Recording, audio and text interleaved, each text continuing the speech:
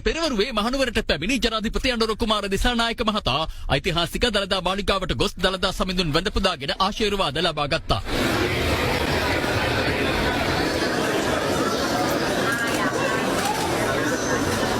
අනතුරුව මල්වතු මහා විහාරයේ වෙත පැමිණි ජනාධිපතිවරයා මල්වතු පාර්ශවයේ මහානායක අතිපූජ්‍ය තිබ්බටුව වේශ්‍රේ සුමංගල මහා හිමිපාණන් බැහැදුටුවා. කැමරා එකක් තියෙනවා, අතන කැමරාවක් තියෙනවා, මෙතන කැමරාවක් තියෙනවා, මෙතන කැමරාවක් තියෙනවා. අර පැත්තෙන් ඔබේ කනට දැන් මේ ඇන්ගල් එකට ගන්න, මේ ඇන්ගල් එකට ගන්න කියලා කියනවා. තව පොඩි මල්ලි කෙනෙක් වයර් එක අරන් එහෙට මෙහෙට දුවනවා. කෙනෙක් හාම්දුරුවන් ආංශගේ බණ අහනවා. බෝරුණි. දලදා කරඬුව මම වඳින්න යන්නේ නැහැ. හරිද? මාධ්‍ය අරගෙන. මම ශ්‍රීමා බෝධින් වහන්සේ වඳින්න යන්නේ මාලිග මේ මාධ්‍ය අරගෙන. එයි. එයා අපේ රටේ බෞද්ධ ජනතාවගේ මුදුන් මල් කඩනවා. ඒ පොදු ජනතාවගේ මුදුන් මල් කඩ.